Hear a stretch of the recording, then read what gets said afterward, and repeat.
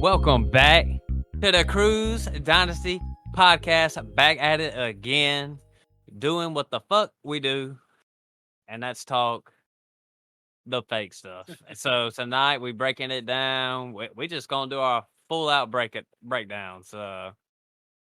Division by division, conference by conference, team by team, all that good stuff. Craft man, what's up? Same old thing, man. Just getting excited about this episode. We've been waiting to do this one for a while.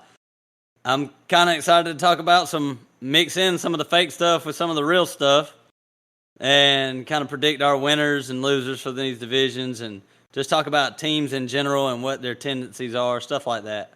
So I'm ready to roll. Yep, we're going to go division by division, talk about the teams, depth charts, all that good stuff. I got some gambling odds right here about who's going to win the division. But heck, I mean, that's pretty much. Add the podcast, 5-star review, and we're going to dive right on in there. And tonight we're doing the AFC East, North, South, West, all that good stuff. But tonight we'll start with the AFC East with the Buffalo Bills, New York Jets, Miami Dolphins, New England Patriots. Buffalo Bills, they're favored to win division, plus 120. Then New York is second, Miami third, New England fourth, way down at the bottom. Life is tough without Tom in the building. But just off those little odds right there, Crab. Anything to say about that right there? Buffalo first, Jets. I think Jets second. In the whatever odds to finish. I think I might be a little iffy on that one. Yeah, I'm a little bit. I think I'll put the Dolphins over them, but the Bills are still the main dog in the AFC East for me. I guess we'll just go ahead and start off with the Bills. They're the top dogs, like you said. They got Josh Allen. Josh Allen, I mean, heck, he's going like your second pick in starter drafts and dynasty and redraft. He's going in the second round. Basically up there with Mahomes. I think last year he dealt with a little bit of an injury situation with his elbow, but he kept playing. So people were kind of hating on some interceptions a little bit, but I could care less. I guess my question with Josh Allen, Kraft, is do you think he runs less? Any of that type of talk? Like he's getting older, another year in the books, maybe he wants to run a little bit less.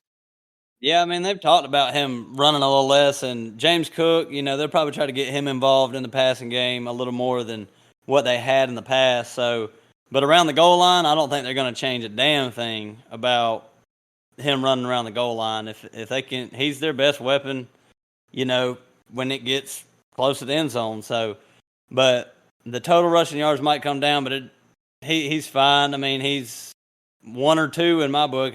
I'll take him or Mahomes. It doesn't matter. Either one's fine with me. Right. Agreed. And here we got James Cook. People are starting to be higher on James Cook. Where's he going in redraft, Kraft? Probably in the 7th, 8th round, or is that a little too low? James Cook is going as the RB31, ADP 80. So about 7th round. 7th, 8th round. So James Cook, the Buffalo, they lose Devin Singletary. He's going to Houston. So then they bring in Damian Harris, who I like, and they bring in Latavius Murray, who's still sticking around after all these years. So initial thoughts when I think about that running back room is Damian Harris, Murray, maybe get some goal line work. James Cook, you're just hoping he gets some passing work. But the Bills don't really, Josh Allen don't really throw the ball to the running back. We just alluded to it. He's rushing a lot. So let's just say if his rushing numbers come down, maybe this year he decides he wants to check down a little more. It's a possibility. There's a lot of people high on James Cook this year. I mean, he's a really good athlete, but it's mostly the size for me. He's, everybody's talking about Devon A-Chain, but James Cook's 5'11", 190 pounds. So I don't know if he can withstand that load. I mean, I'm thinking it'd be good for him to get 12 rushes a game and a couple, some work in the receiving game if Josh Allen's going to dump down. But, talent-wise, throughout the preseason, he's been talked about a lot. He's been getting a lot of hype. And at the beginning, I was kind of high on Damian Harris, but it's just been crickets for Damian Harris, and he's been injured. I still think he'll probably be the goal line guy, but I think James Cook's gonna be the main back in Buffalo this year, whatever that means. Yeah, when I talk about these running backs in Buffalo, I don't really like to draft them because I don't think Buffalo really utilizes their running backs the way that it's productive for fantasy purposes. Good Yep. in real football, but wide receiver, we got old Stephon Diggs been making some noise this offseason. He wants to be involved in the play calling after I know we talked about it in a couple episodes ago. He's getting like 15 targets, 10 plus targets. He wants the ball more. Some people are fading Stephon because of this. I'm like, you can talk me into taking him a little higher from all that. They're gonna be throwing him the rock. Still connected to Josh Allen. I have no fears of Stephon Diggs this year. And you shouldn't be afraid of Stephon. He's, I think he's wide receiver 5 right here in ADP, and that's exactly where he should be. He's going to get so many targets.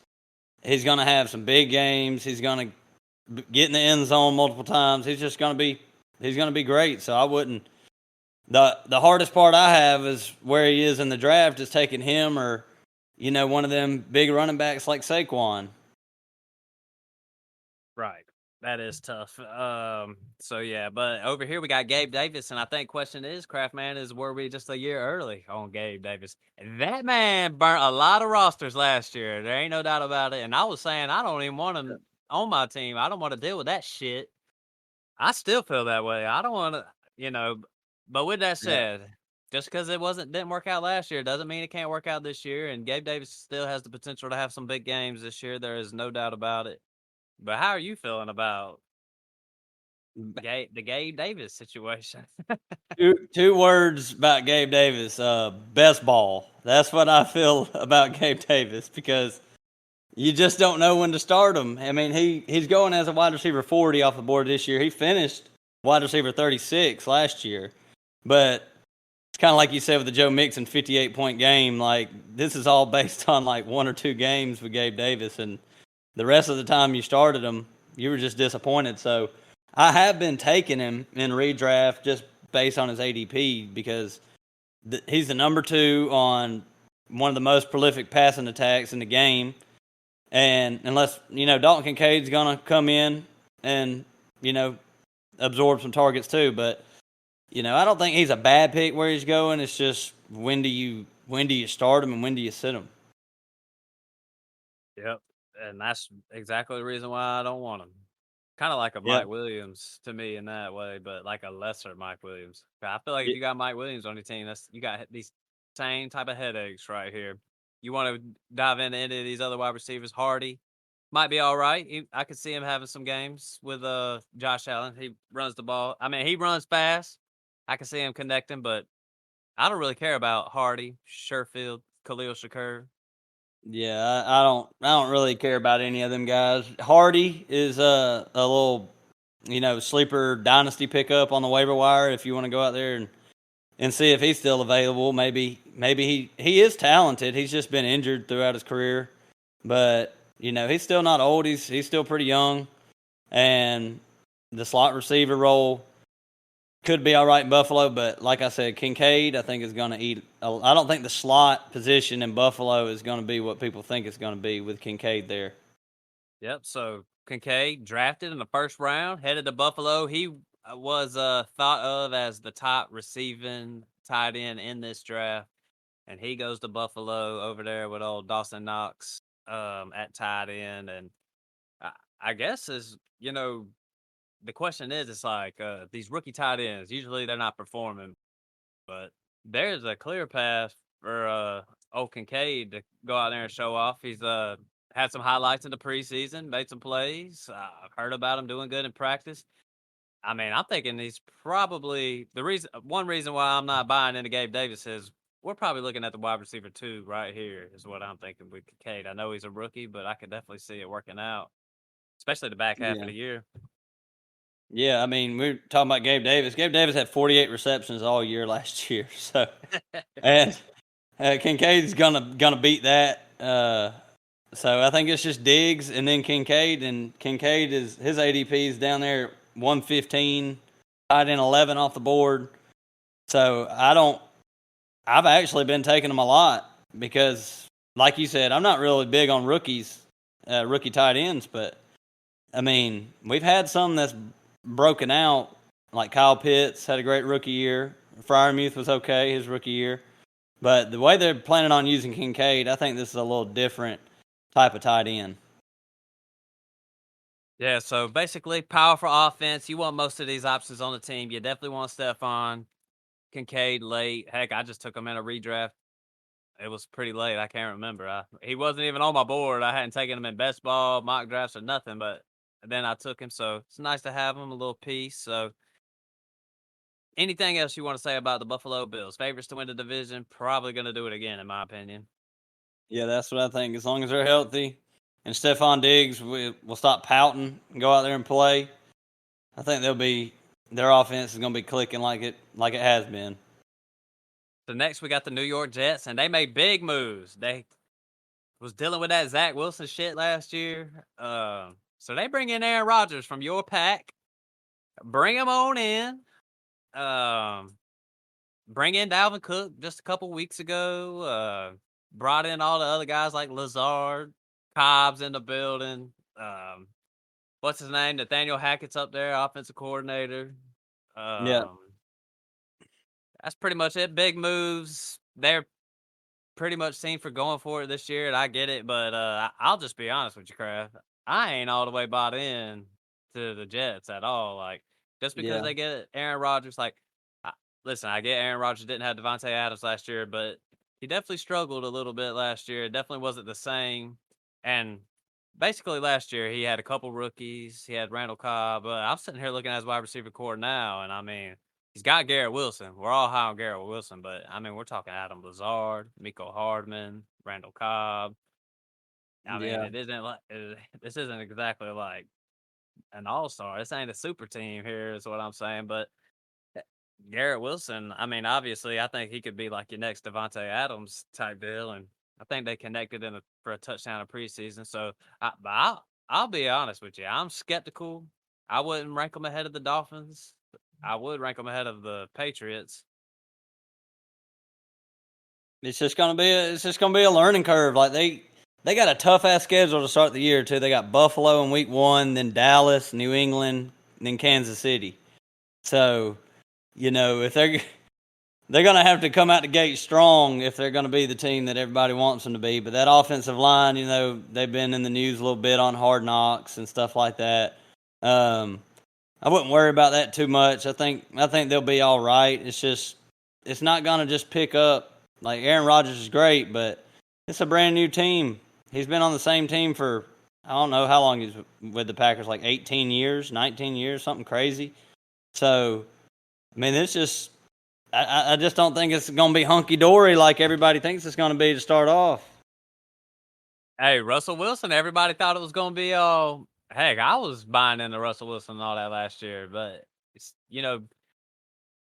you just don't go to a new team and just go off. And I know we just saw Tom Brady do it with the Buccaneers. That's Tom. And then we saw Stafford do it. But I mean, Stafford was on a team in LA that was absurdly stacked. Definitely more stacked than what we're looking at here. But I mean, the defense for New York Jets is good. So here's my opinion of the Jets. I think they'll win games and they'll have success, but for fantasy purposes, they're gonna win in a different way. They're gonna win in real football. They're gonna play defense. Aaron Rodgers is gonna slow the pace down. Boop, boop, boop. He's gonna get Garrett Wilson involved. He's gonna get Dalvin Cook involved, Brees Hall involved. That's how I Yeah. see it. With that said, like I'm not gonna say I'm super high on the running backs, but I can definitely see success. Aaron Rodgers threw the ball a lot to Aaron Jones. He had that one season where he threw the ball to A.J. Dillon a good bit.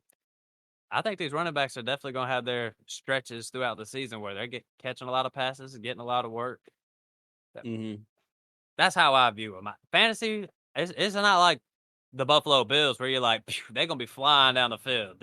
They're winning different in New York. But Brees Hall, Dalvin Cook. How do you view that situation? I mean, I like Dalvin Cook at this point to start the year. I don't have him ranked higher than Brees Hall, but I just think it's going to be a while before we see full blown Brees Hall, and he probably will take over in the second half of the year. But are you willing to wait on that, Matt? Are you willing to take Brees Hall where he's at? Because I got him ranked way below ADP. He's probably on my do not draft list. You know, not based on his talent, but you know, like me and him say, 2 years off the injury, they brought in Dalvin Cook, who's a great running back in his own right. So I'm Yeah. just avoiding Brees Hall at ADP right now. Heck, I was avoiding Brees Hall. We just did that draft with a bunch of heavy hitters. And he just kept dropping, and he just kept dropping, and I was like, "Damn!" I'm just wondering when I should take him. Eventually, he finally got taken. I'm avoiding him. Dynasty wise, man, not even worried a little bit about Dalvin Cook coming up in there. Dalvin Cook, he's older. Yeah. I don't think anybody should be worried about that shit. I just think if you're worried a little bit, it's just Dalvin Cook at the first half of the year is probably gonna have success. I would say. Yep. And then it'll probably be like a 50-50 split there toward the end, or Brees Hall might take over a little bit, but you Yeah, know, it's just I say he scary. takes over. I think Brees Hall takes over, man. I think he does too, but I mean, I don't know. Like Javonte Williams, his news has been a lot better than Brees's news. You hadn't really heard nothing about Brees Hall except for they brought in Dalvin Cook, which tells me a little something that they're going to bring him back slowly. Right. You're probably looking at like 8 carries in week 1 or something like that. Not a whole lot of work, I wouldn't guess. It is crazy. That running back room is stacked. Like Michael Carter's had success. Abanikanda. In your dynasty leagues, like I had Abanikanda on my taxi. I just dropped him because Sean Tucker was there for free. I picked up Sean Tucker. Figured, hey, the path's a little clearer. Michael Carter, I don't know about it. I mean, it's crazy. He had that one good year, but that's where draft capital matters, man. Shit, you replace just like that. Let's get on to these receivers, though, crap, man. We got Garrett Wilson.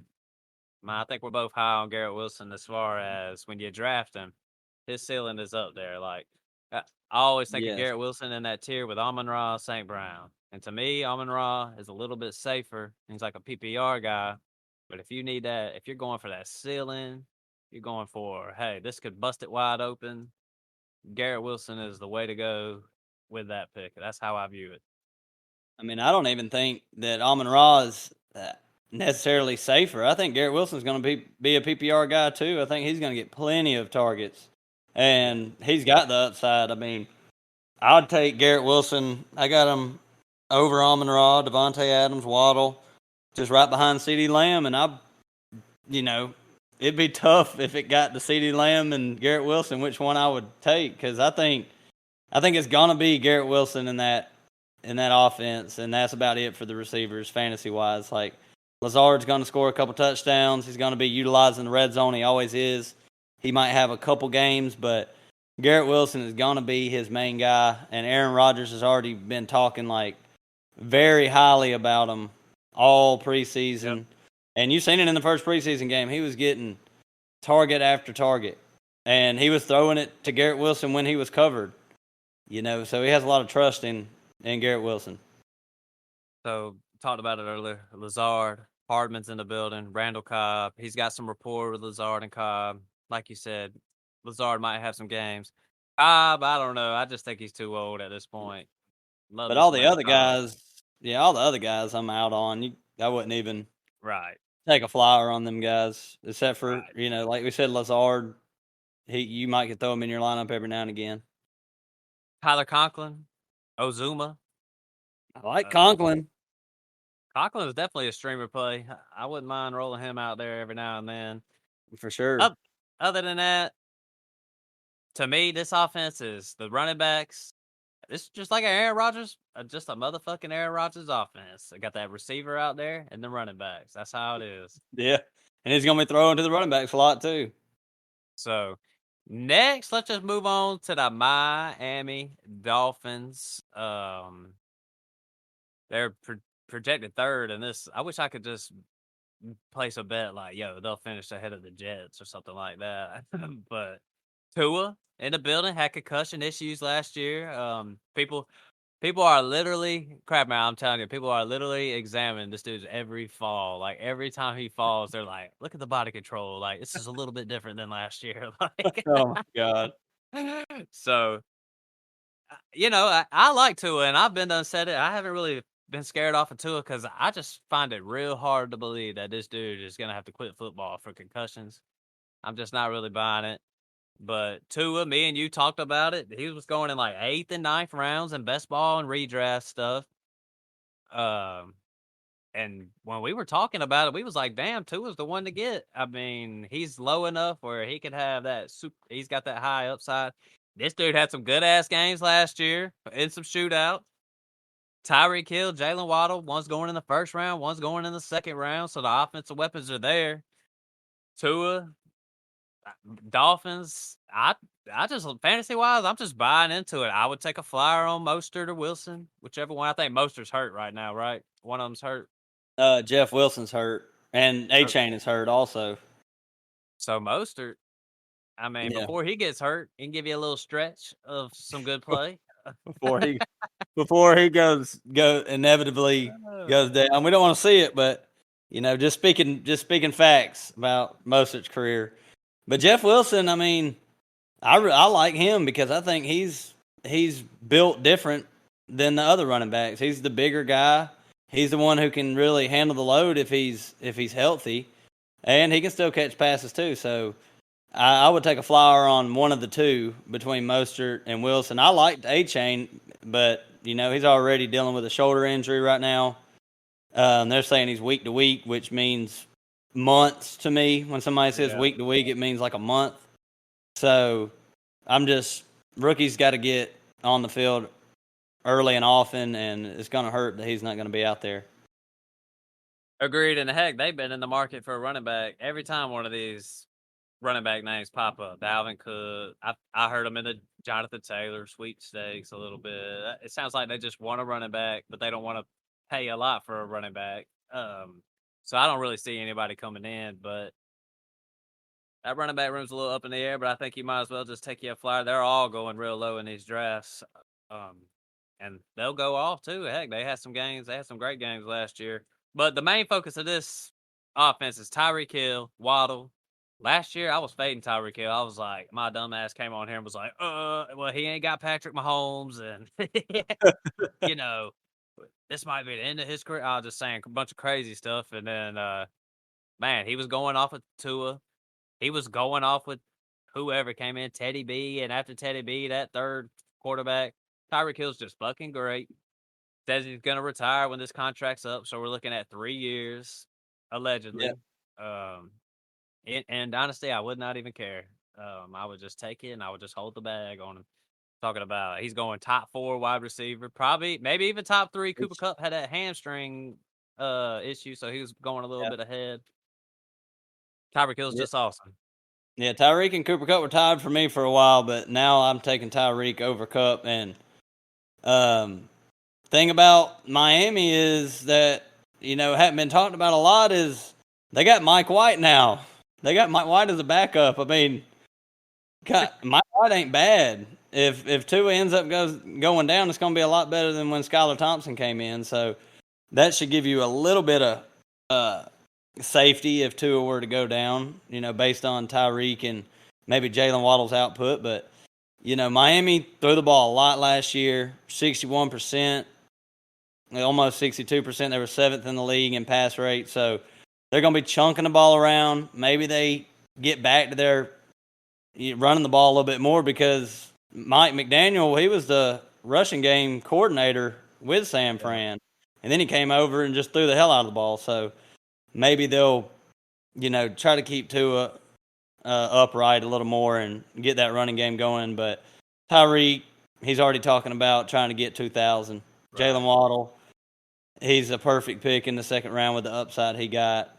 Led the league in yards per catch. That's even better than Gabe Davis. So Tyreek finished as a wide receiver 2 last year in half PPR. Waddle finished as wide receiver 8 last year. And Waddle fell off a little bit with the backups. Um, Still awesome. Still like in my top 6 or 7 in dynasty rankings. I Do you think think they last year. can? You think Go they could ahead. replicate that though? Do you think that both of these guys could be top 10 again? Honestly, I'm gonna say yeah. I mean, I don't see Yeah. why not. It's mainly to me is because these two are like the main options on this offense. Like I know these running backs, they're gonna get their work, and what you're saying is true. They probably will try to run the ball a little bit more, but I don't know, man. It's just hard not to throw the ball when you got Tyreek Hill and Waddle out there. So I say you just roll with it. Heck, they're both gonna go off. David Waddle's going in the second round of redraft. Yeah. The only thing about Waddle is he'll have some bad weeks every now and again. Yeah. Tyreek probably, he was a little more consistent last year, but Jalen Waddle's still a stellar pick, and I agree. I think they could both finish top 10 because they did it last year, and Tua didn't even play all year. And when Tua went out, Waddle struggled tremendously, so he Right. still had a higher ceiling than what he hit last year. Then after that, we got old Braxton Berrios, Chosen, the Robbie Chosen, or whatever the fuck. Anderson, Robbie Anderson, Cedric Wilson. I thought that was a nice pickup last year, but he ain't getting no run. Uh, Smythe at tight end, Saubert, Tyler Croft. Nothing to see here, man. Nothing. I'm just nothing to see here. I say we just move on. Dolphins. We like the Dolphins. Any chance they take over the Bills though? I I don't think so, but I Yeah. think they'll finish. I think they'll make the playoffs. I think they'll finish second in the division and make the playoffs. So, I mean, their defense is still good. It kind of sucks they lost Jalen Ramsey there for, probably the first quarter of the year, maybe half of the year. But yeah, they're going all in, and they still could get Jonathan Taylor too. So Next, we got New England. I love the bash on the New England Patriots. Mac Jones, Ramondre Stevenson. What's his face done pulled up to the building? Zeke. He's not even on the roster thing here that I'm looking at, but Zeke's in the building. Just signed Juju Smith-Schuster. He just got done winning the Super Bowl. Devontae Parker just got extended. Kendrick Bourne's in the building. Butte. I seen he had a nice little highlight. All right, so basically, Mac Jones. Look, I'm not as low. I'm not like a super hater on Mac Jones. He had a solid rookie year or 2 years ago or whatever. What is this? His third year? Is this his third year crap now? yeah, yeah, I'm Um, just throwing last year away. I don't know. It seemed like Bill was just like, let's see what Mac can do with the worst play callers in history, and see how he can handle that. So Makes I think no it's like a sense. restart. It I just I makes. really Yeah, I really think he was like testing Mac Jones. I mean, Yeah, there's no other explanation for putting a special teams coordinator and a defensive coordinator calling plays. Like, it makes no sense. that man Bill Belichick is out his mind, dude. And I say this every time, man. Look, Bill Belichick, great coach. But when people were talking about who gets more credit between Bill Belichick and Tom Brady, that's just totally insane.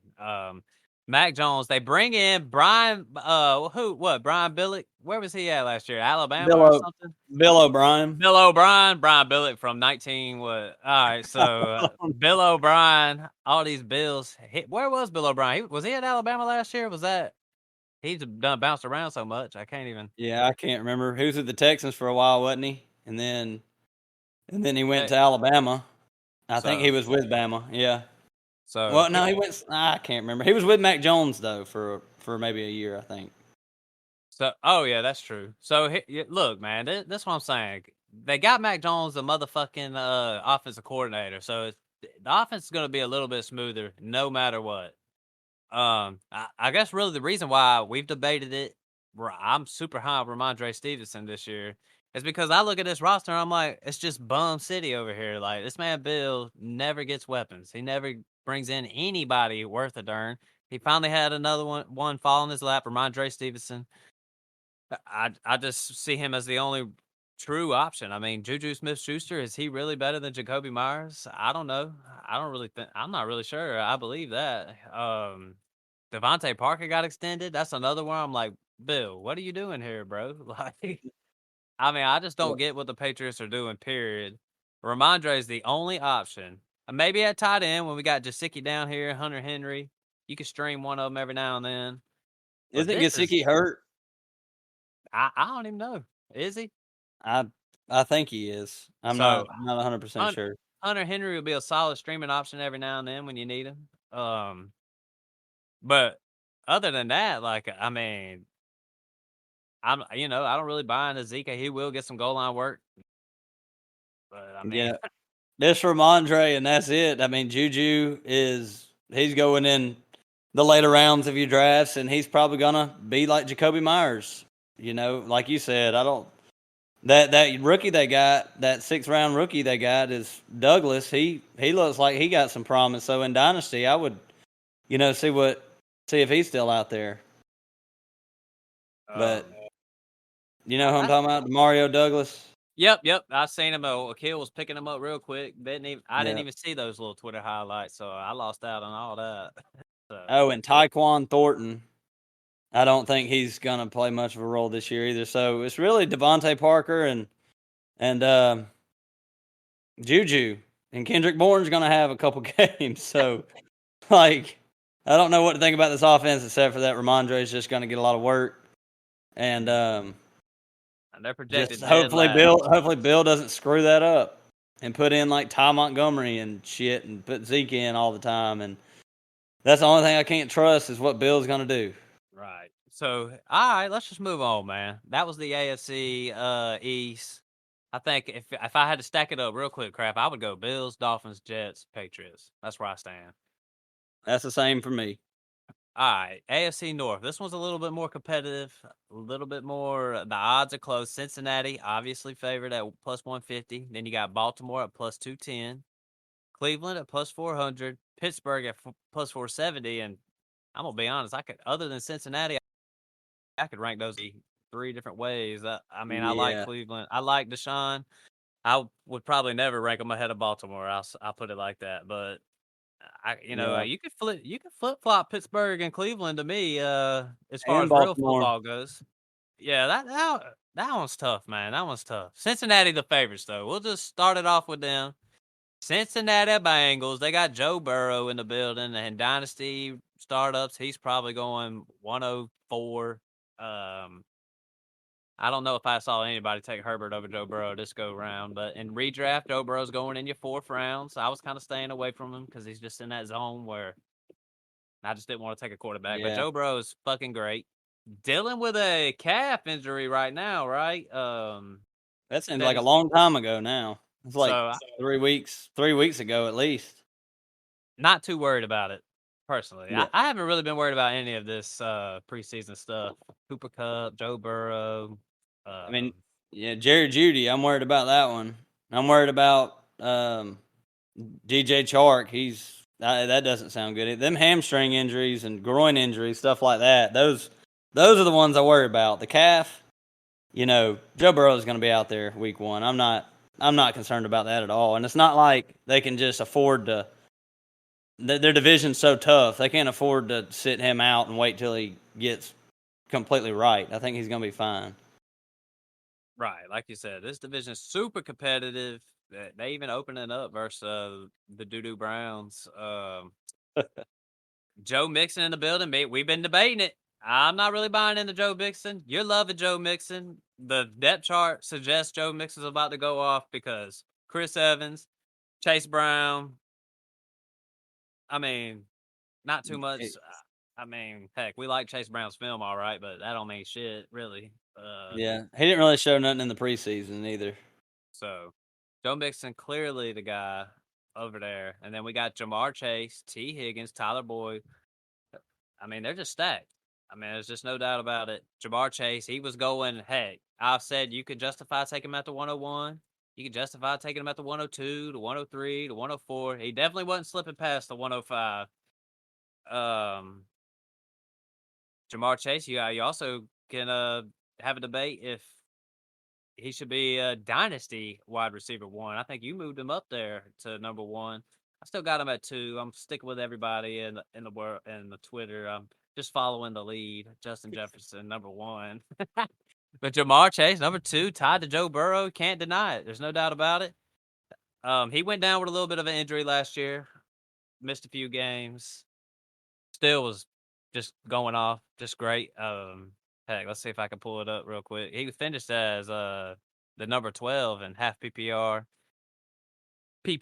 12 too. So And heck, he missed like 4 games, so yeah, he's definitely going when you watch him and Justin Jefferson, it's just different. Them motherfuckers passed the eye test a big time.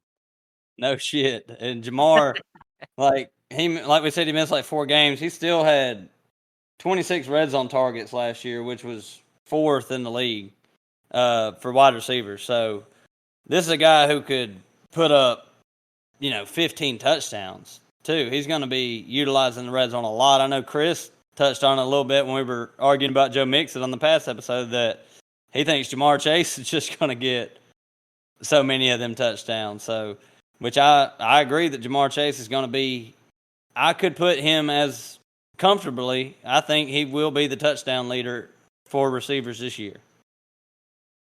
Yeah, and then over here we got old T Higgins. I know some people felt a little burnt about T Higgins is kind of catching a little bit. I'm not gonna say hate, but I think T Higgins is just a little stale in people's eyes. Like I think me and you talked about it when he's sitting over there with Jamar. His upside is just a little bit capped, but Yeah.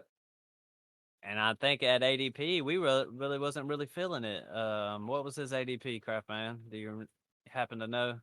Let's see here. He's going as the wide receiver 13. I got him at 14. So, but I just think that's where he's probably going to finish, but he's never finished at wide receiver 13. He's finished at 18, 24 and 28. Last year he played all 17 games. He had a couple games where he was kind of in and out of the lineup, but T Higgins is a fine pick where he's going ADP wise. I just don't think that he's just gonna be safe. He's a great wide receiver 2. He's like the best wide receiver 2 you could get. But if you're expecting him to be like a wide receiver 2 who's gonna jump up into that top 5, top 6 area, it's not gonna happen. There's no way it's gonna happen. Yeah, And impossible. Cincinnati, I mean, they throw the ball pretty much more than anybody. They were 5th in the league last year at pass rate, so that's not really going to go up. You can't really count on that going up. And T. Higgins is just a good player, and he's a good pick. He's just don't have quite the upside as like a Chris Olave does, or Right. because he's just not the number 1 in his offense. Agreed. And over here we got Tyler Boyd, and Tyler Boyd is a fine wide receiver, especially when you got to plug shit in. Last year, a lot of guys, you're always like, let's just put it like this: when you're stuck in a bind, last year it was like you throw Josh Palmer in. You know what I'm saying? That wide receiver 3. Yeah. Tyler Boyd is like probably top of the list wide receiver 3s when you got to throw somebody. And Tyler Boyd, he's a good receiver, and he has good games. And like you said, 5th in throwing the ball last year. I'm all with it. Yep. Tyler Boyd's just the perfect flex play. He's Zay Jones like last year or something like that. Right.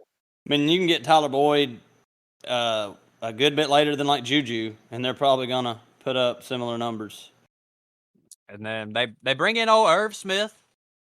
Listen, I think I even said I like Irv Smith. The Joker gets hurt all the time. He's a fine talent. I just kind of view Irv Smith as like Gerald Everett. Man, last year Gerald Everett. I mean, I feel like I like Gerald Everett a little bit more this year, but Irv Smith is just a plug and play. Like the Bengals, they're not exactly using their tight ends that when you got these wide receivers, they're not using their tight end usage ain't that high, but every now and then you get a touchdown or 2 from Irv Smith. Other than that, nothing really to say about that room. You want to go ahead and move on to Baltimore, big dog? Yeah, I do want to say something about, like you said, they don't throw to tight ends much. They were second worst in tight end, like throwing to the tight ends, only at 15% last year. So why would you when you have T. Higgins and Jamar Chase and Tyler Boyd? And then Joe Mixon catch passes. So Irv Smith is kind of off my radar. I liked the move for Cincinnati because they needed a tight end. Right. after Hurst left. But I just don't think you can really put him in your lineup any week, and you're just gonna have to hope for a touchdown. Next, we got Baltimore. They're projected to finish second.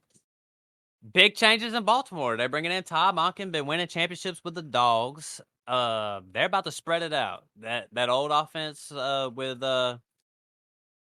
Greg Roman Greg Roman. got a little stale. I'll be honest, I thought it was good at first, but sometimes things just run its course. Teams kind of figure out a little bit. But with that said, Lamar's been hurt. The fucking Baltimore Ravens have been hurt. We'll put it like that. Mark Andrews was hurt last year. The wide receiver core is always down. Heck, the running back room always down. Everybody's always hurting. So whatever y'all doing in the Baltimore, y'all need to start drinking your milk, get some of that calcium. Stop practicing on that damn cow pasture of a practice field that y'all got. Go out there and act like an NFL team that has some money. Good Lord. So they spreading it out. Lamar Jackson. Some people are projecting MVP. I think he'll step up. I think Lamar Jackson, he's gonna throw the ball. He's gonna sling it around. I think he has the capabilities to do that.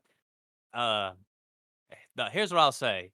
The design runs. There's gonna be not many design runs, but his scrambling still there. I mean, he's still Oh gonna be yeah, rushing the ball. Everything. You might see a little bit more of a Mike Vick situation. Heck, I don't even remember about Mike Vick. That's done happened 10+ years ago, and I was probably the yeah. biggest Mike Vick hater in the Falcons fan base. But Lamar Jackson, he's gonna go off. We got our guy J.K. Dobbins. He's been hurt, but I'll say this: it was one injury, and he just had a hard time recovering. But when he did play, he played pretty good. They're saying they're gonna get him involved in the passing game a little bit more. I'll just put it like this: Baltimore, their pace of play is going way up, and they're gonna be throwing the ball way more. Yep. And I think that J.K. Dobbins is going to get a lot of red zone work, a lot of goal line action because, Lamar, he will run it in, but there's been some high touchdown scores in Baltimore's history with Lamar at quarterback. Mark Ingram, J.K. Dobbins had I think he may have had double-digit touchdowns his rookie year. So they're going to run when they get around the goal line, but the one thing I got to say about Lamar is I would not blame a soul if they took Lamar in redraft over anybody this year, over any other quarterback. I got the other ones ranked higher. But Lamar, he was the number one quarterback through the first 4 weeks last year, averaging 29 points a game. I mean, he's going to be great if he can. The only concern is health because the way this offense is going to be ran and as much as he's going to scramble, he could easily finish as a QB1. He has all the tools to do that, but it's just injury concerns. But if you're not worried about that, then you can take him over any quarterback. I wouldn't even care. So this wide receiver room right here, Rashad Bateman, that joker's been hurt. First round draft capital. He's been hurt 2 years in a row. Odell Beckham got paid. It was a nice amount. I can't remember because I was making fun of how this joker took that deal right there, and then these running backs can't sniff nowhere near that shit. Yeah, I know. They draft Zay Flowers. Listen, I've been taking Flowers on Rashad Bateman in best ball all year, and you just took him in a redraft league, took him in the 10th round, and I don't blame you, and I love it. I mean, he's got the talent. It's just health with him. I don't really buy into Odell Beckham coming in, but when you've been throwing the ball to like Duvernay and stuff like that, bring in Beckham, like slide him on in. He can't hurt. And then Zay Flowers getting a lot of hype. And me and you I like Zay Flowers. You like him in the offseason? Oh yeah, I love Zay Flowers. I said that he was my favorite receiver coming in, except for JSN. I liked him more than Addison, but see if he'd went to the Vikings, I would have Zay Flowers ranked above Addison. But that's not really what happened. But this year, like in your draft with these receivers, Zay Flowers is going as the wide receiver 42. Beckham's 48 and Bateman is 51. So somebody's not gonna finish there. I don't know which one it is, but this is just a shot that's worth taking right there because they might all do better than that, but I know at least one of them is going to do really well. And Marquise Brown was really good with Lamar Jackson, and you know Mark Andrews is going to do his thing. But I'll definitely take a shot on one of these receivers. I've been passing on Beckham, but going Flowers or Bateman in about every draft that I can.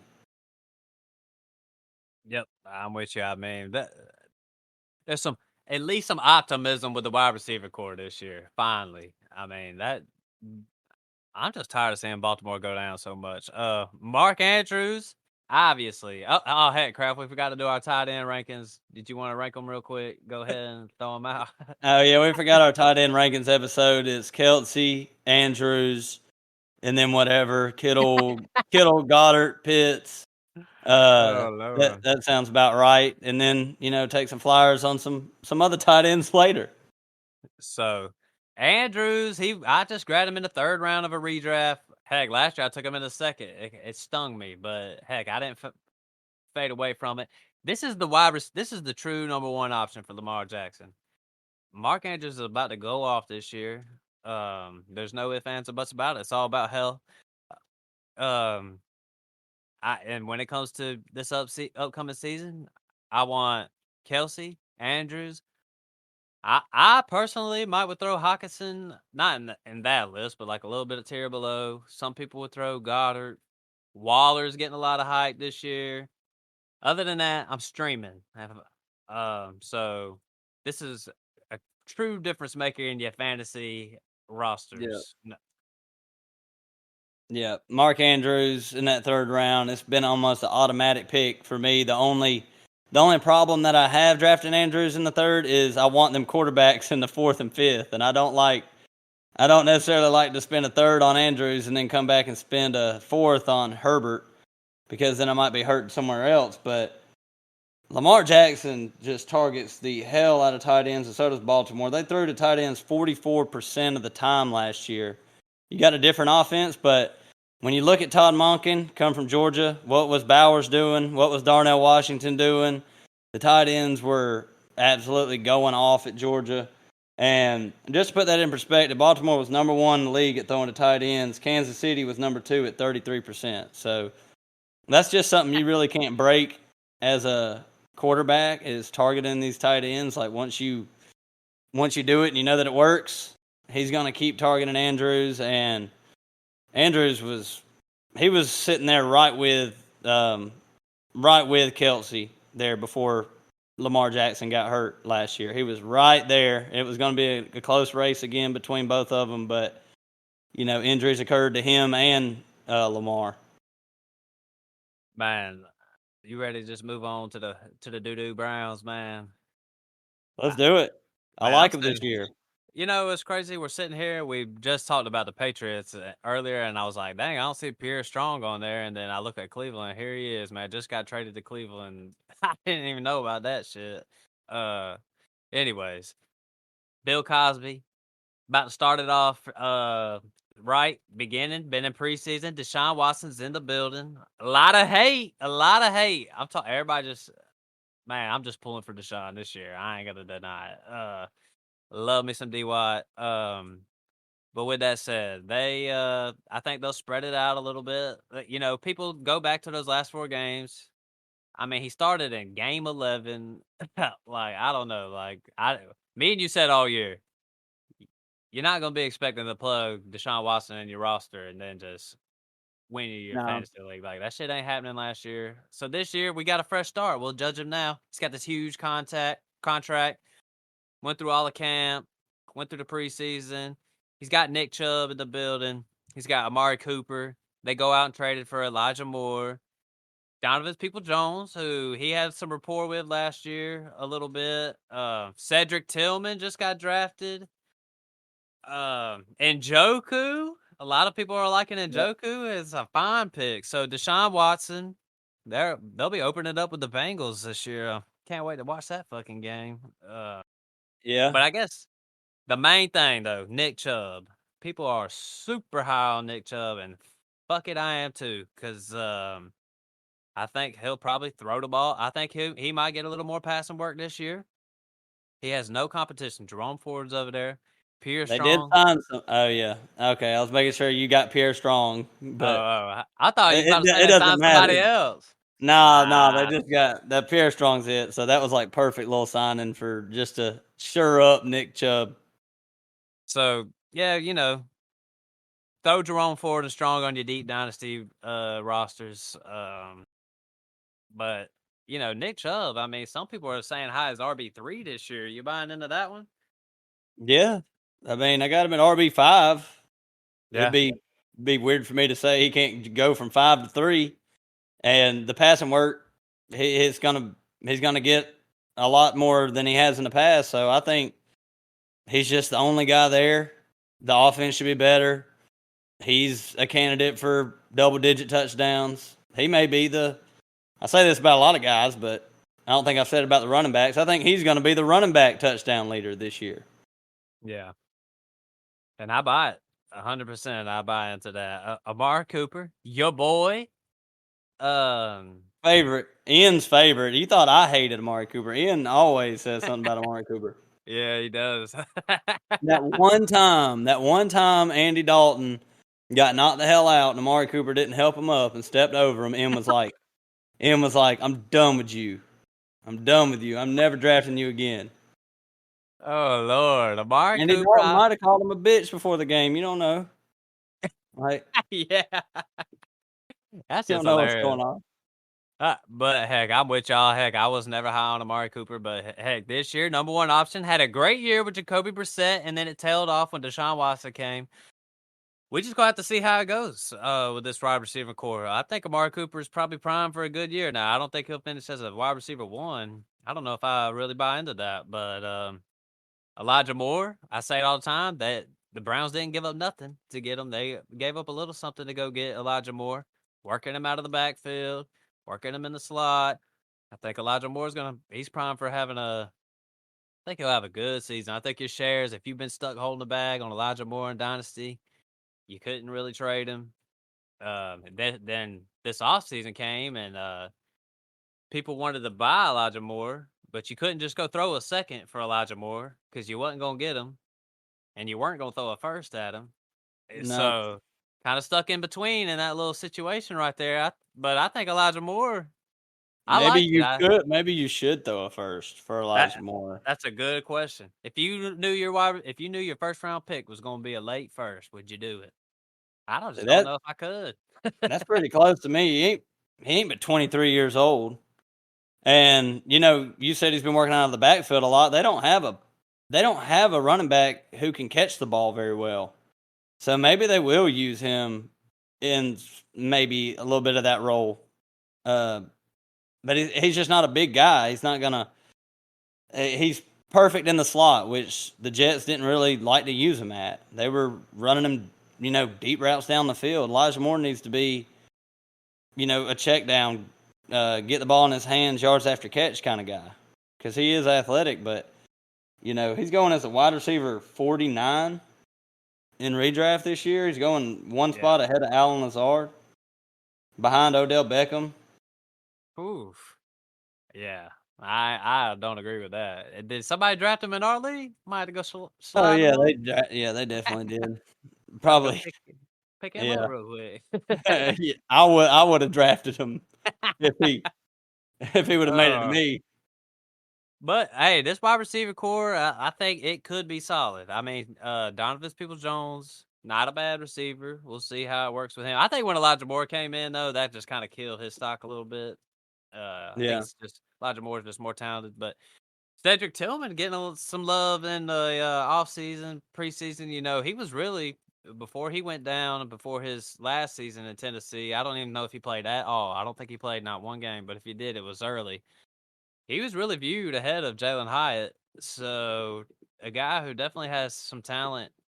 Um, he was actually one of the tall receivers in this draft class. yeah, So one of the bigger guys. So I just keep an eye out for all these receivers, is what I would say. At least those yeah. four guys right there, because things are definitely going to be a little bit different in Cleveland, without a doubt. So, Njoku, heck, a lot of people are high on Njoku, and I don't blame you. I mean, where's he going in redraft, Craft? He Probably is 10 plus or nah. He's like 9 or 10. He's number 10 going ADP 89. So about eighth round. so. Really, Deshaun Watson. I've seen some people pull out some stats that they're like, "Oh, he don't throw to the tight ends." Well, I mean, his tight ends in Houston were like, heck, I can't Yeah. even remember them. I mean, that should just tell you enough. He threw to the tight end in college. So here we are. Njoku, we've always liked the talent. It's just putting it together. I think this year he's shoot. Yeah. We might be talking breakout right here, Kraft. And there does look like a tier break in the ADPs with tight ends because, all right, who would you take? They're going one spot apart in ADP. Would you take Fryermuth or would you take Njoku? I'd take Njoku, and I'm buying into Pittsburgh's offense, so I would still roll with Njoku. When Njoku's going, like I said, one spot behind him, one pick behind him, and then the next tight end is Dalton Kincaid, and he's about almost 20. He's 21 spots away from where Njoku's going. So a couple rounds, it seems like there's a pretty decent, and I agree with it. I think that is a tier break. So when you're drafting, if you're wanting to go late tight end, you could get Njoku or Fryermuth there in the 8th round and just not have to worry about getting your Kincaids or Schultz or Komet or whoever else later on. So you might not want to pass when Njoku makes it to you that late. Right. So, hey, things are changing up in Cleveland. I still think, I like Deshaun Watson, but the Browns are the Browns, and they're going to do Browns things. But I do think there's some fantasy options out there to help you win your leagues. Pittsburgh, Love you them. know, I'm gonna be real. This preseason, they done got me. I'm not a Kenny Pickett hater, and I was thinking he would make strides. After watching this preseason, it's like, damn, we might be right on that George Pickens love on that when we were talking about George Pickens a little earlier. Kenny Pickett, Najee Harris, Jalen Warren, Deontay Johnson, George Pickens, Allen Robinson just got Yeah. traded over there. Pat Fryermuth, and then my boy Denzel, Ten. Washington. Just got drafted just came from the Dogs. So Kenny Pickett, I'm not really a hater on Kenny Pickett. I think he's a solid quarterback for your super flex leagues. Like I'm not, if he was your I'll put it like this. I really got him as a quarterback 3 in a super flex league. Because Kyler Murray's out. I'm gonna be playing Kenny Pickett this year. And I feel fine with playing Kenny Pickett, to be honest with you.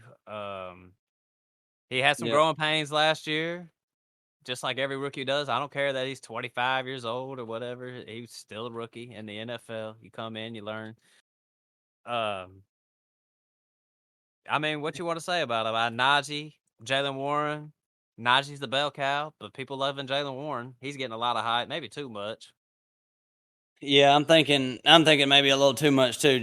I just don't think he's going to get as many touches that will become fantasy relevant. But he's he's going to have some flex appeal in games. I mean, you could put him in there in a pinch, and you got a very high end handcuff on your team also. So, but Kenny Pickett is my favorite breakout quarterback this year. Even over, I love Jordan Love. I think the Packers are going to be good. I think Jordan Love's going to be good, but Kenny Pickett is my favorite quarterback breakout this year. I think he's going to just set it on fire. I think everybody is going to outperform ADP wide receiver wise on this team. Pickens, and of course, my favorite pick in the draft is Deontay Johnson.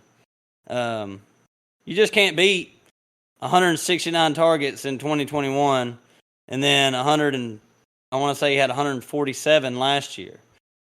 He's always like top 5 in the league in targets. Yeah, 147 targets last year.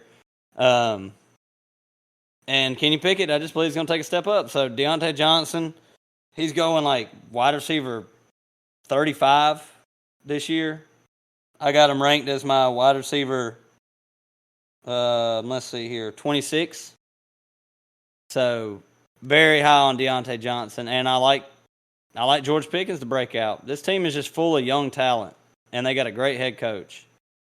So Deontay, he finished as wide receiver 30 last year, and that was with 0 touchdowns. Yeah, So I would feel pretty good about Deontay Johnson doing I'd better this love, year. I'd love to just add up the points and just see where he would have finished last year if he had 4 touchdowns. Yeah. You know, it wouldn't be I'm that with you. hard to do. But Nah, 4 ain't that many. uh, 4, 4 ain't yeah, that many. It's 24 points or whatever. yeah, 24 points. Where'd you say he finished at wide receiver 30? 30. Yep. Wide receiver 30 in full PPR. All Yep. right.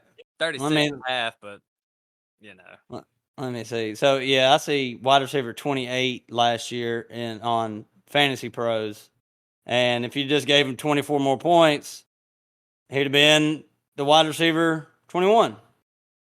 I mean, yeah, 4 touchdowns. So I bet if you play in standard leagues, you were not like a Deontay Johnson so much.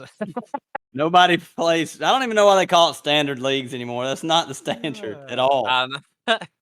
That shit's so funny. George Pickens, though, we kind of, I wasn't saying I was a big George Pickens guy, but last year on Twitter and all that shit, he's getting a lot of hype. This dude can't do no wrong. Everybody loves George Pickens. This year, it's like, oh, I hate George Pickens. He can't separate. I'm like, okay, I don't really get all that. Like some receivers can't separate, but you know what?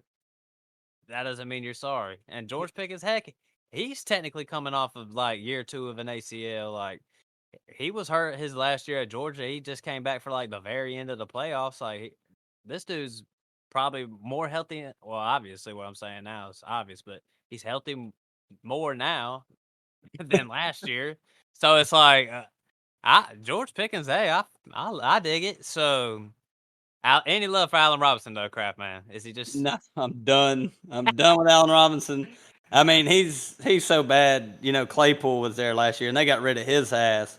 And I think Claypool's better than Allen Robinson. So, I mean, uh he had the perfect opportunity with the Rams. I mean, if you can't do it with Cooper Kupp running around, and this was before Stafford got hurt, he was doing absolutely nothing. right? Perfect opportunity. If you can't do it with them, you're not going to do it as a third receiver on Pittsburgh's offense. Got to touch on Najee for a little bit. Uh, Workhorse. I know I hate on him a little bit, but he is the workhorse. My only thing with Najee is I know people say he's inefficient, and that don't really scare me off too much. But it's like uh, when he was a top 5 dynasty running back and all that stuff, he was a first round pick last year in redraft. You, the one thing I say is like Big Ben was throwing this dude the ball. I think he had like over 90 targets, maybe even 100 targets, something like that. Yeah. That just ain't happening anymore, and that's why I've just kind of lowered Najee a little bit on my rankings. But with that said, he's the bell cow. I know they'll try to give Jalen Warren the ball every now and then, but nothing to fear. I ranked him at 17. I kind of faded him a little bit, but I think I might be when I'm seeing the offense and the strides this offense is making. Got him ranked a little too low, I would say. I don't get the hate on Najee. I mean, are people that upset at a running back 14 finish and a running back 4 finish in his 2 years in the league? I mean, you could ask for a lot worse. He's been healthy. That's one of the main reasons that I like drafting Najee, and it's kind of a boring pick. He's not super explosive, but he doesn't miss games. I don't think he's missed a game in his career, maybe one, but even with the inefficiency, the offensive line has gotten better. He's going to score a decent amount of touchdowns this year. I think his yards per carry is going to go up. It has to at this point. If it doesn't go up this year, then I'm really going to be concerned. But, you know, I just think people don't want to pick Najee because when they pick him and hit that draft button, they're not like, hell yeah, I got like a potential of like a RB1, like the Right. RB1. You know what I'm saying? And remember, he was dealing with a Liz Frank injury like in preseason and earlier in that year, so the dude was a little banged up. Fryermuth, streaming option. I like Fryermuth just fine. So Yeah. you want to say? Fryme's super talented. So let's We just get move tight end. on. AFC South, Jacksonville favors Tennessee, Indianapolis, Houston. This is probably the worst division. Well, who you got in What? the North though? Oh Where yeah, do you rank them? I would go Cincinnati. Probably how the odds are. I might would go Cincinnati, Baltimore. Man, I hate to say it, but I think I would go Pittsburgh over Cleveland. I would go Cincinnati, Baltimore, Pittsburgh, Cleveland. I think that's where I stand. we're this we're the same on that one too. We're gonna differ here in a minute, but that's how I'm looking at it. I do like the Browns, though. I could see the Ravens winning the division. Truthfully, Yeah, I'm with you. So here we are, the AFC South, Jacksonville. They're favored at -155. So they're when it comes to odds, they're closer to like the Kansas City Chiefs in AFC than like Cincinnati. But Jacksonville, Tennessee's at +310. Colts at +55, Houston at +1000, and off the top of my head, I will say this: I am picking Jacksonville to win, but Tennessee at +310, that's some good value right there. Toss a little money on that one. Now I personally don't think it's gonna happen. I've been calling for the demise. I called for it last year, and they started off hot and fell off. But we'll start off with Jacksonville. Trevor Lawrence, look, crap man, just placed a futures bet +1800. Trevor Lawrence MVP. Yes, sir. Let's go. that's not a bad bet. That's not a bad bet. If he takes another step up again, and he's got all the weapons that you could possibly want.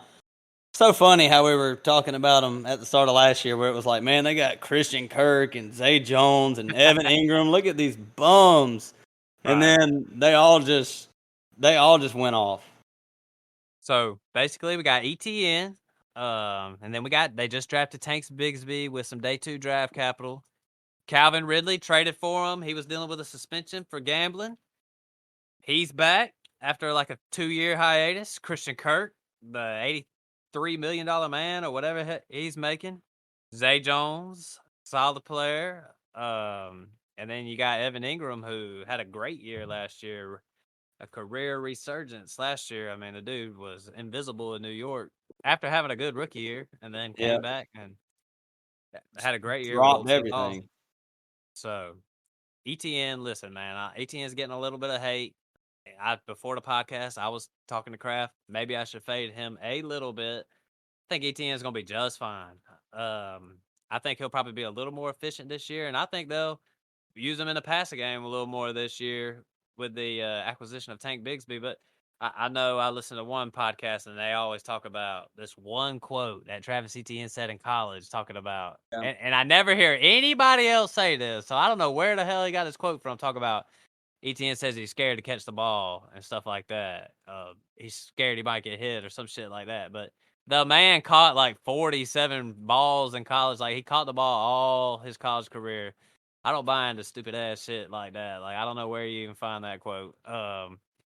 But I think he'll be just fine. I think he'll be used a little less. Tank Bigsby coming in, getting a lot of love, and I'm loving on Tank Bigsby. And I think this will be a nice, fine little duo right here in the backfield. I got him in like the 11th round of the draft we just did, or 10th round or something. Yeah, that's the problem with ETN is I'm a little higher on Tank Bigsby than most people. I think Tank Bigsby could be a flex play in your lineup to start the year because Doug Peterson always runs running back by committee, and Travis Etienne is very explosive. He's going to break a long run. But Tank Bigsby is, I feel like he's the better runner in between the tackles. Travis Etienne had trouble in that area last year. Like I said, he was very explosive, but he got stuff behind the line of scrimmage more often than the other running backs in the league. So I was listening to the footballers earlier today, so props to them. They were talking about his Travis Etienne and breaking tackles. He had 35 receptions last year, and on them 35 receptions, he broke one tackle.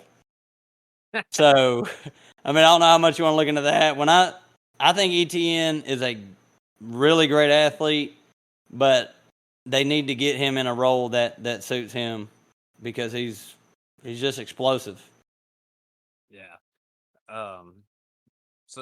So yeah, I mean, I pretty much agree with what you're saying. I just think this year, when I buy into ETN, I just think he'll be a little more efficient this year. And they need to try to work him in the passing game. I just think the offense is just about to pop this year. So I'd want both of them guys. But when it comes to drafting a redraft, why draft ETN in the 4th or 5th or whatever, wherever he's going? Why draft him when you can get Tank Bigsby in the 11th? Kind of like the same thing what I would say about Kenneth Walker. Why draft him in the 4th or 5th? You can get Charbonnet in the 9th. So it's just little things like that. But this wide receiving room, Ridley, when we did the crew versus Twitter, we was calling out that that Calvin Ridley hype. I'll admit I've bought in somewhat. But I'm not buying into like it's like what'd you say? His ADP is wide receiver 13. Total 17, 17. 17. Okay, 17. 17. That's a little bit. That's all right. I mean, listen, I think he could finish 18. Mid wide receiver 2, maybe even a little higher. Top 12 to me still seems crazy. And top 5. And when we called out old Peter Cardinale, he said top 5 upside. Not Yeah. buying into that. I'm just not even. Top 12. Now, I buy in that Ridley could be the number 1 guy here, and he could have a mid wide receiver 2 year. Heck, I traded for him. I threw a bunch of seconds at somebody in Dynasty and got Calvin Ridley. So we'll see how it goes. Are you a little scared now? Are you a little scared? Because when we did the Twitter crew against Twitter, we were all over it, and I'd said, I'm gonna rank Christian Kirk over Calvin Ridley. I got my rankings in front of me, and Calvin Ridley is ahead of Christian Kirk. So Yeah. I don't know. I've just seen a lot of things in the preseason where Christian Kirk is playing mainly in the slot, and Calvin Ridley and Zay Jones are the only receivers out there when they're not running 3 wide receiver sets. So I think Calvin Ridley is going to be on the field more often than Christian Kirk, but I still like both of the guys. I like Calvin Ridley a little lower than ADP. I think I got him at wide receiver 21, and I got Christian Kirk not too far away. He's wide receiver 28, so I like both of them. And Zay Jones is, he's going to be Zay Jones again. Just plug his ass in there, and he'll have some really good flex appeal throughout the year. It's the same thing I said about Tyler Boyd. He is a fine player to have on your roster and plug him in when you need him. I mean, heck, as far as those wide receiver 3s go right there, it's probably Zay Jones, Tyler Boyd. But how do you predict it, though? That's what I'm wondering. Like, how do Man. you... Trevor Lawrence is going to have to throw for 40 touchdowns this year for all these guys to really hit. I mean, Yeah. Ingram's going pretty high. I know you like Evan Ingram, but somebody's going to get left out. Yeah, Ingram finished as a tight end 5 last year, and I think the reason I definitely see that production coming down, but with Ingram, they were getting involved. It's like the same thing I say with Goddard, man. I like to have those tight ends where they Blow up sometimes. Well, I'm just saying, like, where they take the offense and run plays specifically for the tight end. You can get 2, 3, 4 plays a game where it's just like, this is for the tight end. I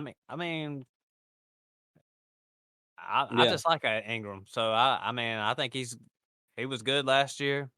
Probably be good this year. I wouldn't fade Christian Kirk too much. Zay Jones is fine. Offense, the whole offense. I just say I think it's gonna pop even more this year. Last year was like a little taste. T-Law for MVP. All right, let's move on, man. Titans. Ryan Tannehill. They brought in Will Levis. I don't, we weren't really Third big Will stringer. Levises. Third stringer Will Levis. We didn't like him. We didn't like him in the rookie film. And he can't beat out Malik Willis. I'm with you, man. That one right there was crazy. And people were saying he was going to go top 10. Like, that was insane.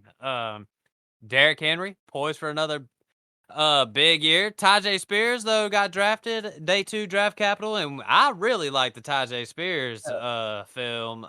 Me too. What's the word on? How do you feel about that? Does he cut in any, or is it just Derrick Henry all the way? I think it's going to be the same as it always has been. I just think the Tajay Spears is going to come in and probably 20% of snaps. I could see, Derrick Henry's probably still going to get 70% of snaps. And he's going to do what Derrick Henry does until he can't do it anymore. But Tennessee has the worst offensive line per PFF in the game, but they also had the easiest strength of schedule for running backs. So I guess, that could equal out. Their first 4 games are against New Orleans, the Chargers, Cleveland, Cincinnati. Then they got the Colts, Baltimore. None of them defenses are really scary to me. And then they get to play Houston twice, the Colts twice, Jaguars twice. So he's gonna have some massive weeks like he always does. Just pray that you're not playing against him when he plays Houston. Right. And where is he going? Is he going in the back? He's going in the second, mid second, in redraft. Yeah, he's going ADP 15, so third pick of the second round. So Derrick Henry poised for another big one. Now this wide receiving room. Now DeAndre Hopkins, he got moved, and listen, love me some D Hop. I'm calling the end of D Hop right here. I'm saying REP. Went to the wide receiver graveyard. This is where all legends go to die. You know how those Packers, they go to Las Vegas, Yes. or not Las Vegas, but the Greg Raiders. Jennings and Jordy Nelson, That's where they all go to die. The Charles rest of Woodson. rest of the NFL, they go to Tennessee, like Andre Johnson, Randy Julio. Moss for a little bit, old Julio. So D Hop, I'm not really buying it. D Hop, he's a target guy. He's a volume receiver. The volume's not going to be there. This is Derrick Henry's squad right there, right here. And another reason is because I kind of buy into Treylon Burks a little bit. I've been snagging him in best ball super late a lot, and then I just drafted him in the 10th round. Well, the same round you got Rashad Bateman, I took Yeah. Treylon Burks. I kind of viewed them the same. I was getting them both a lot in best ball. Treylon Burks is a little bit of a different player than D Hop. He can catch the ball on the screen and he can go. I don't Yeah. really see D Hop doing anything like that. And so Treylon, I'm buying into him a little bit. So if you're talking about Derrick Henry's running the ball, Ryan Tannehill's at quarterback, you know, he does his thing. He even rushes a little bit. There's a little bit of competition with Chig, Unconkwo, Trey Burks, D Hop. This is not really too many fantasy options for me on this team except Treylon Burks real low in your draft. And then Chig, you can get him real low, but I've kind of cooled off on him a little bit. And Derrick Henry is really your main guy. Yeah, Hopkins, I hate it too. He's on my do not draft. He's going as a wide receiver 20, above DJ Moore, above Terry McLaurin. Shit, I got him down here at wide receiver 33. So I agree with you completely that, and I just mentioned that the offensive line is one of the worst in football. So they're going to run through Derrick Henry, and they're going to use play action, which I think Treylon Burks is going to succeed in. And Hopkins, he's still going to demand some targets, but they're going to be kind of worthless a little bit. So wide receiver 20 going in the fourth, fifth round in redraft, I'm just going to pass on that. Yeah, big time. That's way too high, man. Let the other suckers out there. We need to do an episode like that. Like let those suckers draft these guys, and we'll put D Hop on the top of that list, right? We're putting some of them in there so far in this episode. Yeah, true. So, all right, man. That's pretty much all I'm gonna say about Tennessee. It's the same old thing. I called for their demise last year. They didn't want to pack it up and rebuild, so they're gonna run it back and do it again, and we'll see how it goes this year. You know, that's really all I can say about them. But Colts, Anthony Richardson's the guy. Another guy that me and you've loved hating on. So they got a little Jonathan Taylor drama going on. I just believe he's coming back and he's playing, but Pittman buried him in my rankings. Pierce, he's not even in my rankings. Josh Downs, Nowhere to be found. I'm fading everything Colts receiving wise. I mean, even with Anthony Richardson, for the people that love Anthony Richardson, that they love him for his rushing ability. It's not for his throwing ability. I could see him throwing the deep ball and connecting a few times. But I'm He's sub fading everything. 50% completion percentage in the preseason so far. And he's like, ain't he like shushing the crowd and shit in preseason? Nah, Like, he did the Eagles fly thing when he scored a oh, touchdown. Like, good come lord, on, man. get your ass down, son. I mean, come on, man. But me and you, we've been hating on the Colts. I mean, I can sit here and pile on all day. The only thing I really want to just touch on, really and truly, is Jonathan Taylor. He's got a little bit of an issue with, I guess, his contract. He might be a little bit hurt still too. I just imagine. I don't know. He's scary now. I'll say this: he's scary to draft. But in best ball, in the back of the second round, I've been taking it a lot. But I Yeah. mean, I've been seeing him go mid third. I mean, or maybe like 3.5 was probably the lowest I've seen him, but So in redraft, where would you take him? Because I asked my brother this the other day. He's drafting at the 3 spot. He said the only way I'm taking him is in the 3rd round, unless the contract gets figured out. Yeah. But the injury thing is what concerns me because I believe he's going to play, whether it's with the Colts or with like the Dolphins or the Bills or wherever. If he was with any of them teams, I would still take him in the 2nd round. Right. But it's the injuries that I'm concerned about, and I don't like drafting players who are injured in training camp and haven't practiced the whole time. But the talent's definitely there. He's just a scary pick. But there is a tier where it becomes pretty obvious that you need to draft Jonathan Taylor. I mean, if you're sitting there in that 3rd round or late 2nd round, and it's between Najee or Jonathan Taylor, probably go Jonathan Taylor. Yeah, I would. What about a little bit above that? Who's Jahmyr Gibbs. Well, I got Najee above him. Josh Jacobs, Tony Pollard. I would take both of them above. Well, Tony Pollard's kind of close. I'd take Yeah, Josh that is. Jacobs ahead of him, but Tony Pollard and Taylor's pretty close. Woo. Yeah, that's just a tough situation right there at the end, but you know what? It's just one of those things where it could pay off. That's all I can say. It could pay off, but it could also fuck you up because if you take Jonathan Taylor in that back half of the second, and then that joker really don't play, Yeah, that was tough. But honestly, I would just take it. It's fantasy Phil football. did. Take the risk. Phil Phil took took it. him. Didn't even hesitate. I knew he was gonna do it too, He man. took Cooper Kupp and Jonathan Taylor. He said, I don't give a shit about injuries. Took Cooper Kupp at the 103. No, the 102, wasn't it? 102. Yep. Sure did. Heck, I don't blame him. I would. I'm not. I feel like That's me and Phil, we ain't really feared the Cooper Cup hamstring injury as yeah. much as others. All right, let's talk about this last team, Houston Texans. They will finish last, I imagine. I don't know. Well, you know what? You're right.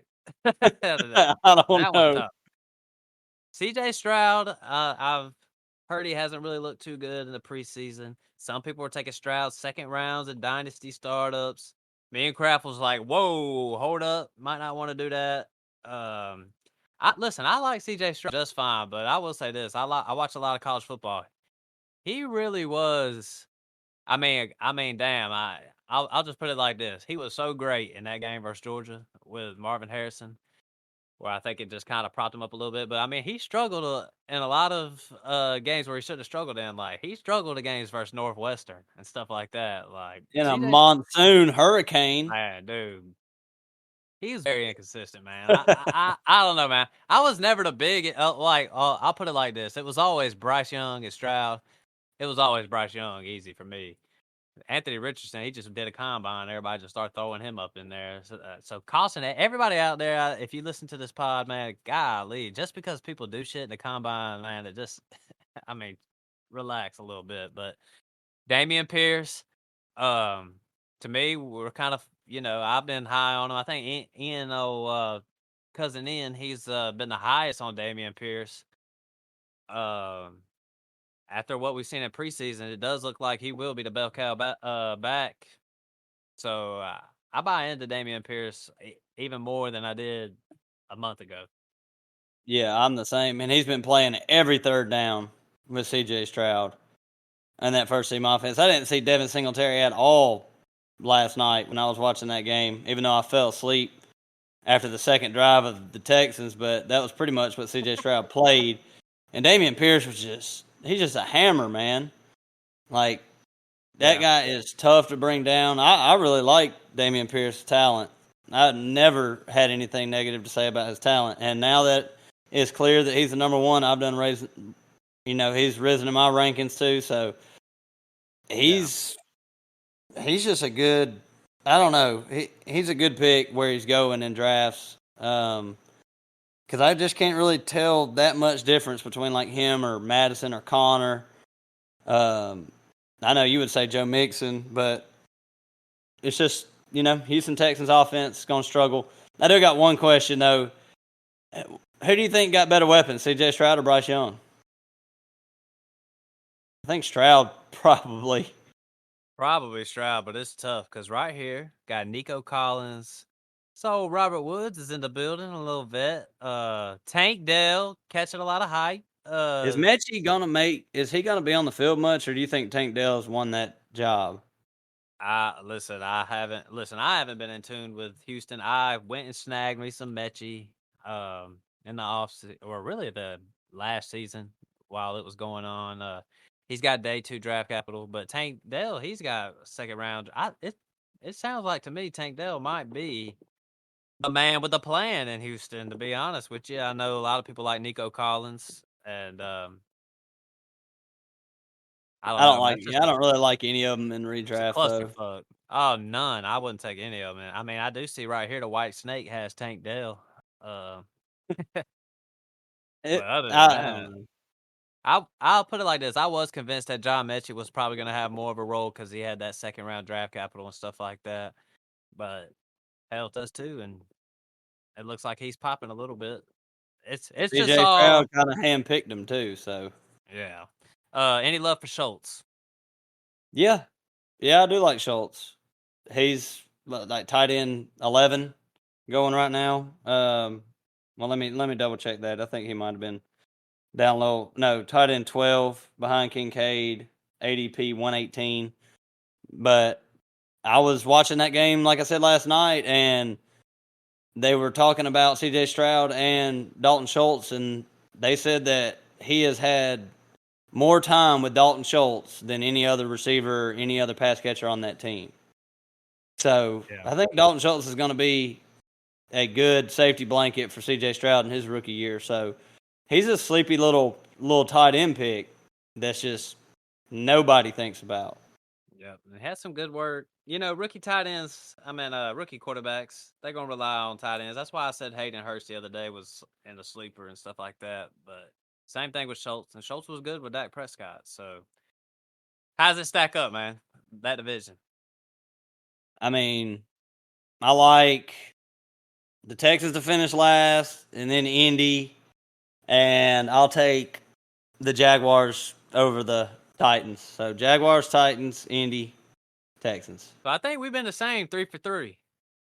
I wanted to do the Titans, but I love Yeah. the Jaguars offense, man, and Vrabel's a great coach, and they're going to win some games. But No doubt. Jaguars, I'm with you. I think it's just this is the year for Trevor Lawrence.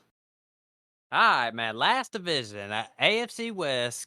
Kansas City just won the Super Bowl. They're starting it off with the Detroit Lions. I can't fucking wait for that game. A lot of fantasy points, I hope, are going to be scored in that one. Super exciting. Patty Mahomes, nothing to say about him. I would take him 101 in your dynasty startups. I would take him. Well, he's going in the second round. You know, me and you've been passing on quarterbacks that high, but he's going in the second round in redraft. Uh, Deservingly so. I mean, Patrick Mahomes is a bad man. But with that said, we got that running back room. Isaiah Pacheco. He's coming back off injury. Let's see. He had basically ended the year. He had a nice little stretch, but he had a torn labrum or Yeah, whatever, something. broken wrist or something crazy like that. Jared McKinnon, best ball. Man, definitely snagging him and just heck. I mean, I'd probably snag him in redraft too. Clyde Edwards-Helaire, and then mark my words about CEH. He will have a stretch where he is relevant this year. He will. I just think that's how it is with these running backs. Pacheco, they're all going to have little stretches where they have Yeah, success. yeah. Pacheco's been my most avoided player. I have him absolutely nowhere, and I still like his talent, but you know, still first round draft capital for Clyde. He hasn't lived up to that potential, but you know, he's been fine and he scores touchdowns. I mean, last year we were telling everybody to sell him when they could in the first 5 weeks, but Yeah. you know, Clyde's going to have a role on this team, whether you like it or not. And I would like to not see Clyde out on the field and just see Pacheco and McKinnon do the thing, but probably not going to happen. And it's just going to be very frustrating to draft Pacheco this year, I feel like. And in Dynasty, if you didn't sell him last year, when CEH has that stretch, sell his ass. But that running back room, clusterfuck, wide receiver room a clusterfuck. I mean, we got Sky Moore here, year 2. I don't mind buying into Sky Moore at his ADP, though it was real low, year 2. So I don't mind taking a shot on him. Kadarius Toney, we've been clowning his ass. I mean, he'll probably play 4 or 5 games this year. Yeah, just not going to uh, be reliable. Unreliable. They brought in Rashi Rice. Seen the other day, he was dropping the ball a lot the other day, but it is what it is. If you like Rashi Rice, He, that shouldn't, you know. he's not going to have much going on this year, I don't Right. think. I think it's going to be just spreading it around. Scantlin and Sky Moore are probably the guys that are going to be on the field the most. I've seen Sky Moore, he's him and Scantlin are the ones that are at the top of the depth chart as of right now. So I think I had MVS as a sleeper last year. That didn't work out Yeah. too hot. He was on the field a lot, Yeah, he was. but he didn't do a whole lot. But we all know what the Kansas City offense is going to be. It's going to just be spread around, and then Travis Kelce is going to do Man. what Travis Kelce does. And I'm going for it in my main league, the home league. I'm going for it. Made a deal for Travis Kelce. So I brought him over to Who'd my you trade? squad. Man, it was a package deal, man. I got Kelce, Dalvin Cook, and Mike Williams, and I gave up Dallas Goddard, Damian Pierce, Hollywood Brown, a first, 2 seconds. Golly. Yeah, going for it, man. A Going for massive it. trade. Big time. So I hated to give up Damian Pierce, but I got Dalvin Cook, and I pretty much accepted. I was like, listen, I'm doing whatever I can to get the tight end 1 right here. So Mike Williams, who knows? Maybe he'll give me a game or 2, and he'll stay healthy. And then Dalvin Cook, I didn't really know what to think, but maybe he can give me a first half of the year. But I'll just hold the bag on those guys if I got to, if they bring me a championship. I don't blame you. I drafted Travis Kelce in that startup we did in like the 3rd round. So, Yeah. No true signs of a decline. I would just ride it on out with Kelce, to be honest with you. unless you can People, get unless you yeah, can trade him for like Andrews in a first or something, or if you're going to agreed. do something like that. But Andrews is really the only Yeah. tight end that, I mean, if it becomes to a point mid-season where my team isn't good and I'm looking to sell Kelce, I'm not selling him for just picks. I have to have another great player to go along with a pick if that's going to happen. I'll downgrade at tight end, and it'd have to be like Goddard and a couple firsts or something, or Mark Andrews in a Yeah. first. Like, I'm not getting. And if you have Kelce in your dynasty league, I would take that advice too. I wouldn't just get rid of Kelce for some picks. People are always so worried about holding the bag on some of these players, but it's like, man, at tight end, I feel like I would just be willing to hold the bag. I mean, Travis Kelce will decline at some point, but You do know about Travis Kelce right now, though. It is technically, if you wanted to sell him now, you're not selling him at a low point. right. This is probably close to the highest he's going to be, Yeah. no matter what he does during the regular season after the year he just had. So next, we got the LA Chargers. Justin Herbert. I'm high on Herbert. I'm not fading off this one. Kellen Moore is back in the building. Dallas was slinging a rock so Kellen Moore's over there. They're gonna sling the rock, and all these weapons are gonna get some love. Austin Eckler is the man. A little disgruntled about his contract, but I think he's gonna come out here, ball out a little bit, see what he can do. 'Cause, I mean, this will be his last year with the Chargers, is what it's looking like. I guess I don't know. I can't Now, remember. But he's not gonna get paid, and I feel bad for him because he is the man.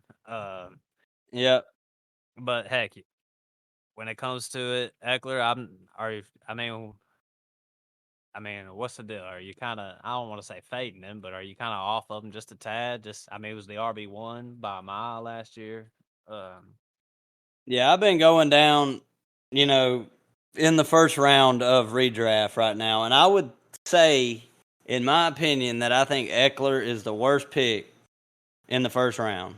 Yeah. And I was higher on Eckler, but I don't see that much difference between your Ecklers and your Josh Jacobs.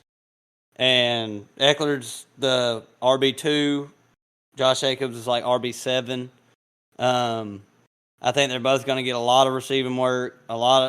Josh Jacobs is going to get a lot more rushing work on the ground, and I just don't think he should go. I'm saying he should go in the first round, but I just don't like the pick in the first round, if that makes any sense. Like, you're not really getting a leg up on anybody else. Like, the person who takes Justin Jefferson is getting a leg up on everybody else. But if the guy at the number 3 spot takes Eckler and the guy at the 10 spot takes Bijan or Saquon, it's like, did you really do all that great? But they were just a totally different offense last year. Eckler not going to get as many receptions. Everybody was hurt. The Chargers, even with all them injuries and Justin Herbert with broken ribs, were number 2 in pass rate last year at 65%. They cannot run the football. Brandon Staley refuses, even when he got a quarterback, franchise quarterback who got broken ribs.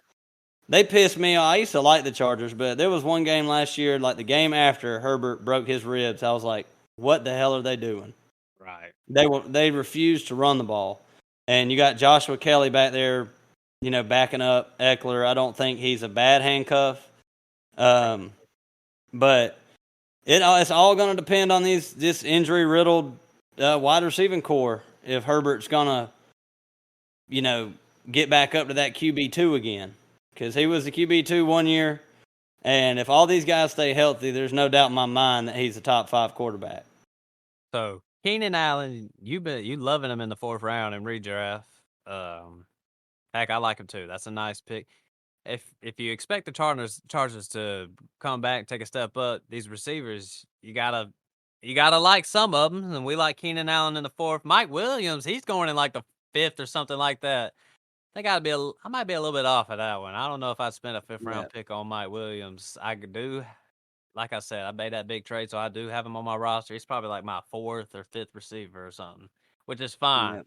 I'm okay with that, but I wouldn't be expecting too much. They just drafted Quentin Johnson in the 1st. He's had some highlights during training camps and stuff. We'll see how that one plays out. I think it might. He was gaining a lot of hype, but I think it might be a little bit slower to begin with, at least until Mike Williams goes down, which is inevitable at this point. But I'm with you on Mike Williams, man. So I just can't draft him. He's going wide receiver 28. He's only done that once in his 6-year career, so he could go off and have you some games, but in redraft, miss me with that shit. Like, I don't know. I don't want him nowhere near my team. He's gonna go the hell off too.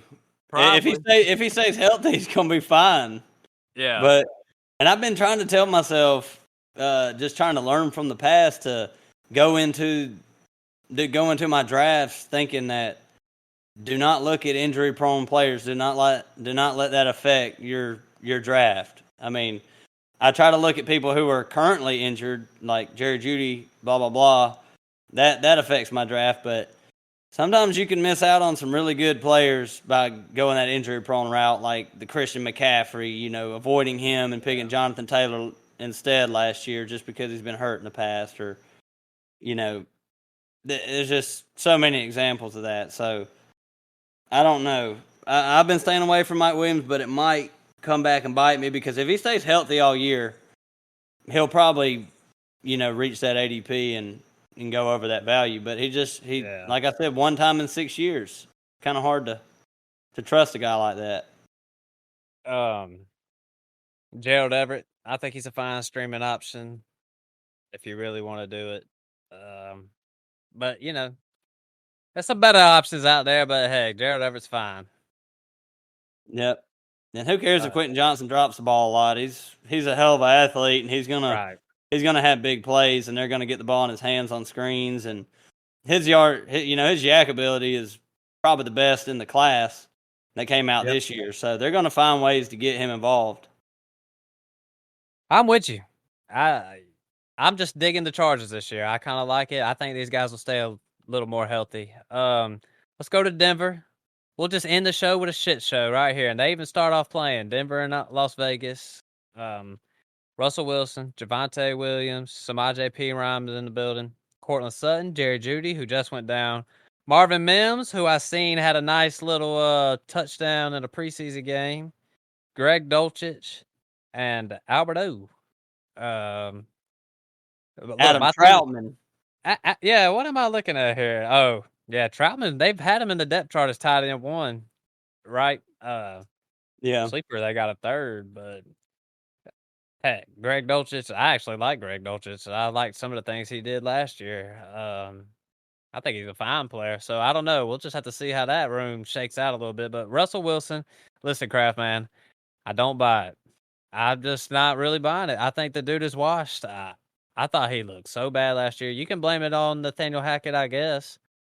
But I used to, I don't know, man. I used to like, when it came to Russell Wilson, I used to think Richard Sherman and all them were crazy for hating on this dude so much.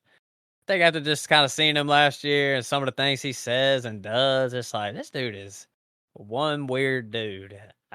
So I just don't I just don't like Russell Wilson. I'm just being honest. Or I ain't gonna say I don't like him. I do like Russell Wilson just fine, but I ain't buying that he's about to come back and show out this year. And the Denver offense, even with Sean Payton's about to go off. I don't know if I buy that shit. Yeah, I ain't buying it either. I think they're going to be a little better, but a lot of that blame goes on Nathaniel Hackett. But I mean, he might have been a bad head coach as far as, time management, shit like this. But this is a guy who Aaron Rodgers won 2 MVPs with him being offensive coordinator. You would think that he at least had, some say so on how to run that offense and would have ran a pretty decent offense. So I don't think all the blame should go on Hackett. Sean Payton is a better coach. There's no doubt about it. The culture there seems okay, but I was watching the preseason game. I think they played Saturday, and Marvin Mims got face mask and the dude drug him down to the ground, and nobody on the fucking Denver Broncos came over there to do anything. Like, the offensive line just let it happen. And, teams that got good culture, I'm kind of getting off onto the end tangent right here, but when you see teams that are really close and bonded together, they're going to stick up for their guys when they get drugged down by their face mask in a preseason game. So I don't know what I think about Russell Wilson. I don't think he's going to I think he's going to be a little better. But if Judy's going to be out, I mean, remember Keenan Allen last year when he had his hamstring? He didn't come back until like week 10. It was just nagging. And if Jerry Judy's gone, they're screwed. I mean, I don't even like Jerry Jeudy that much, but damn. Rolling out there with Cortland Sutton, Marvin Mims, a hurt Javonte Williams. I'm just very down right now on the Broncos. Yeah, I mean, listen, man. With Javonte, his news, everything in his news has been good the whole go around. He even came back for a preseason, got 5 targets. This wide receiving core with Jerry Jeudy going down, you gotta feel all right with Marvin Mims, and I think honestly, your tight ends like Dulcich. I don't really know what we just said. I don't know what that room is, but I would feel good about Dulcich. We'll just have to see how Sean Payton uses him, though. To be honest, Javonte, I just expect to see a lot of Javonte and Samaje. I'm starting to get higher on Javonte at this point. Yeah. I know that he's injured, but with the receivers being injured right now, and seeing what Sean Payton did with Alvin Kamara when he was with New Orleans, I mean, Samaje Perine is classified as their third down back, but that's because he's a better pass blocker. Pass blocking don't get you fantasy points. Right. Javonte doesn't have to play on third downs to always get the check downs. I mean, he can play, like we just seen in the preseason game, 5 targets, and that was on first and second down. And he's going to get thrown the ball a lot if he's healthy, so I just think it's just going to be, if Javonte's out there, it's going to be check down after check down to him, and he's going to put up some good numbers for a bad team because I think Sean Payton is going to use him in that Kamara role. I'll tell you what, man. I'm going for it this year, and I had Javonte. I was willing them to sell him for the low to give me something, just for this season. But I'm glad I got him now. Let's go. Yeah, I was going to sell him too. I offered in our new league. I offered like the teams that I thought were going to be bottom half. I offered them all Javonte for a first rounder, and nobody went for it. Yeah, I know, man. Tough. All right, man. Last team, Jimmy G and the Raiders. Josh Jacobs finally back though. Signs that 1-year deal. I must be missing something with these little deals that him and Saquon signed. Because to me, they just seem. I don't even know. I mean, I don't know. I'm not. I have to ask somebody smart. Craft man, you got any take on those deals? I What mean, you're saying? the Saquon deal, he got like $1 million extra than he would have with the tag. So I mean, $1 million is a lot of money. But Right. Josh Jacobs went up to $12 million, but his deal took the place of the franchise tag, so he can't get tagged after this year. He'll be a free agent. Okay. But Saquon can still get tagged. So I think Josh Jacobs just, Right. learned a little bit from the Saquon deal and did a little bit better. So Josh Jacobs, if you put it like that, then I would expect this to be his last year with Las Vegas. This Most is like likely. true contract year for Josh Jacobs, a true contract year. So but with that said, I just think he's probably going to get the rock a lot. He got A it a lot lot. last year. They gonna hammer it. So if you're a Josh Jacobs owner, I'm all in. Um, Heck, Zamir White's a nice little handcuff, and he had a nice little. Maybe you could have sold him for a second while Josh Jacobs was holding out or something, but them days are pretty much over. But here we go. Listen, Devontae Adams, Jacoby Myers, Hunter Renfro. Listen, man, I like Devontae Adams. I think talent wise, he's probably top 2 or 3 still, even at his age. I do not like this situation. I've been saying I don't like this shit. I don't like Jimmy G. I don't really think Jimmy G's an upgrade over Derek Carr. I think Derek Carr was hitting Devontae with some bombs last year, and that's done with this year. He had 14 touchdowns last year too. So Devontae did. So I've I been don't fading know. him. Yeah, I've been fading him too. I want somebody like Garrett Wilson right there instead. So there's really not much for me to say for Las Vegas. I think this is a shit show. I think what's his name's gonna get fired. This is I mean, the Raiders are so unbuttoned up, it drives me insane. I'm just glad I'm not a Raiders fan. They're terrible. They get rid of Darren Waller in the offseason. Like they get rid of Derek Carr. They're just proving that they don't really care that much. And like you said, if I was a Raiders fan, I'd be a little pissed because it don't seem like they're heading in any sort of direction whatsoever. Now, I could see Jacoby Myers having some games, just a little PPR, Jimmy G throwing it short to him. Is it him or Renfro though? Man, I was seeing stuff that Renfro might not even make the squad. Bring him to the Packers, man. That would be great. We need Man, a I little know. slot guy.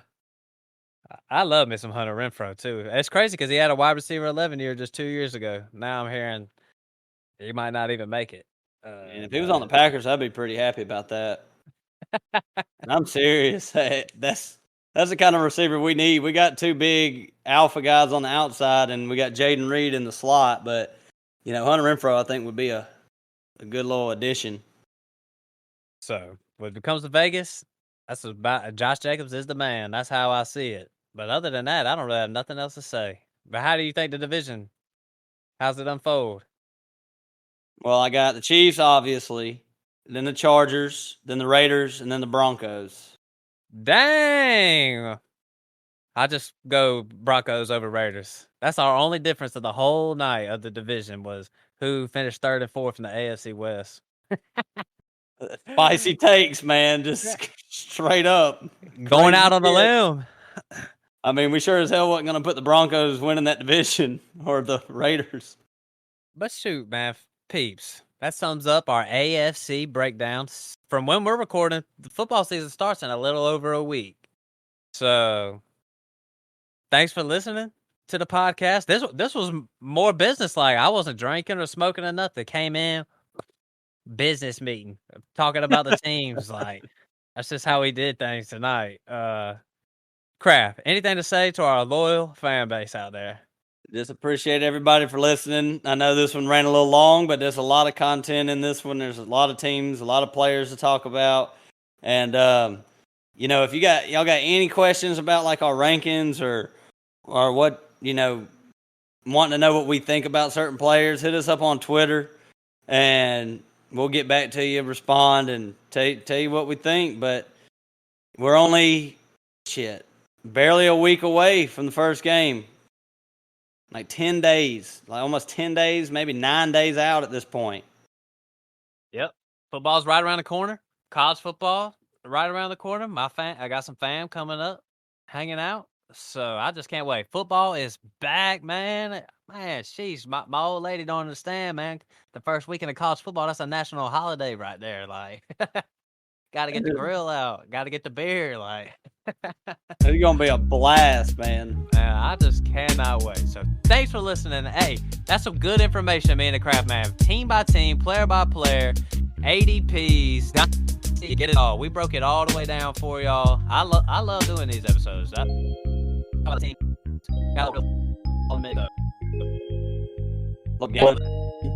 Gambling. Thanks for listening, everybody. But with that said, we out. Peace.